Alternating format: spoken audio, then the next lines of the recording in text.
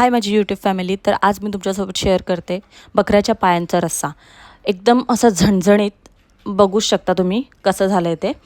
तर आपण नेहमीप्रमाणे करतो तसं नाही, पण हा वरच्या फोडणीचा. तर चला बघूया.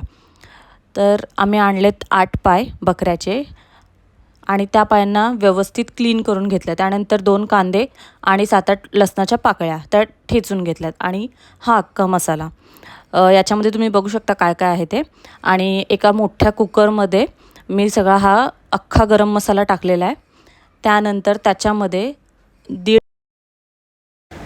पळी तेल घेतलं आहे. आपण तेल थोडंसं कमीच घ्यायचं आहे, कारण आपण वरच्या फोडणीचा करतो आहे. त्याच्यामध्ये अजून तेल नंतर ॲड होईल.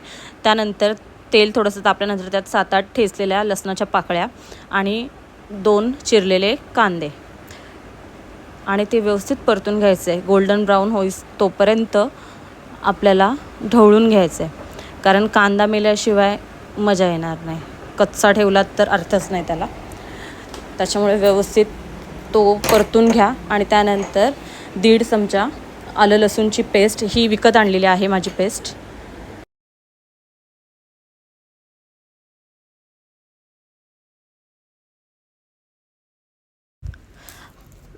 ही विकतची आहे, म्हणजे मी विकत आणलेला जो पॅकेट असतो 5वाला त्याच्यामधनं घेतलेली आहे आलं लसूणची पेस्ट. ओके, ती त्याच्यात टाकल्यानंतर थोडासा त्याचा वास येतो, म्हणजे सुगंध येतो. आणि तो कमी झाल्यानंतर त्याच्यात मी अर्धा चमचा एवढी हळद टाकली.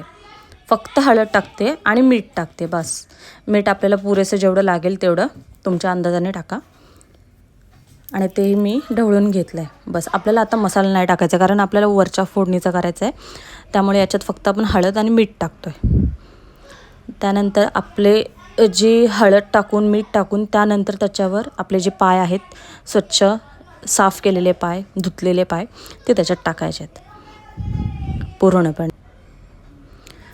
पूर्णपणे टाकून झाल्यानंतर आपल्याला हे आहेत ना फक्त याच्यावरच शिजवायचे आहेत. मीन्स हे आधी आपण मिक्स करून घेऊ पूर्णपणे. त्याच्यामध्ये ते थोडंसं मीठ, हळद, कांदा वगैरे सगळं मिक्स झाल्यानंतर आपण हे बघा त्याच्यावर ताट ठेवू आणि त्याच्यावर पाणी ठेवायचं आहे. म्हणजे आम्ही याला बोलतो की जे याच्यावरचं पाणी असतं ना, ते थोडंसं हीट होतं. त्यानंतर ते पाणी त्याच्यामध्येच टाकायचं आहे. बाहेरून एक्स्ट्रा पाणी नाही टाकायचं आपल्याला. थंड पाण्याचा यूज नाही करायचं आहे.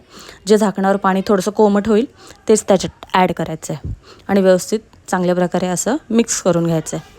त्यानंतर कुकर लावून मी 7 ते 8 शिट्या घेणार आहे. ओके, त्यानंतर एका बाजूला मी कांदा भाजत ठेवला आहे. हे बघा, या माझ्या आता 8 शिट्या झाल्यात. त्यानंतर आपण पूर्णपणे ते शिजण्यासाठी, पूर्णपणे नाही, 80% ते शिजतं. त्यानंतर भाजलेला खोबरा, कोथिंबीर, 1 मिरची, अर्धा इंच एवढं आलं आपण कमी घ्यायचं आहे, कारण त्याच्यामध्ये आपण आलं लसूणची पेस्ट टाकलेली आहे. त्यानंतर भाजलेला कांदा, 3 काळा मिरी, 1 लवंग आणि छोटा तुकडा दालचिनी, असं वाटणाच्या भांड्यात घ्यायचं आपल्याला. त्यानंतर एका बाजूला एक छोटंसं पातेलं ठेवायचं आहे, छोटंसं. त्याच्यामध्ये अर्धा चमचा एवढं तेल. त्यानंतर जेवढा आपल्याला मसाला लागेल, मी 4 चमचा घेतला आहे, कारण की 8 पाय आहेत त्याच्यामुळे मी थोडं जास्त घेतलं आहे. त्यानंतर जे आपण वाटण वाटलं ते त्याच्यात पूर्णपणे मिक्स करायचं आहे. आणि यानंतर मसाल्याचा आणि जो आपलं वाटण आहे त्याचा असं सुगंध येईल आणि तो थोडासा ड्राय होईल. हे बघा, जे परतलेलं वाटण आहे ते आपण तिथपर्यंत परतत राहायचं आहे जिथपर्यंत तेल पूर्ण ते वाटण खेचून घेत नाही. आणि ते वाटण नंतर आपण एका बाजूला जो कुकर ठेवला आहे, ज्याला आपण 7 किंवा 8 शिट्ट्या घेतल्या, त्या पुरेशा आहेत. म्हणजे मी 80% शिजवते. तुम्हाला जर बटाटा नसेल टाकायचा तर तुम्ही नका टाकू, मी बटाटा टाकते, मला स्पेशली आवडतो त्याच्यामुळे. आणि त्यानंतर ते वाटण आपण त्याच्यामध्ये टाकायचं आहे.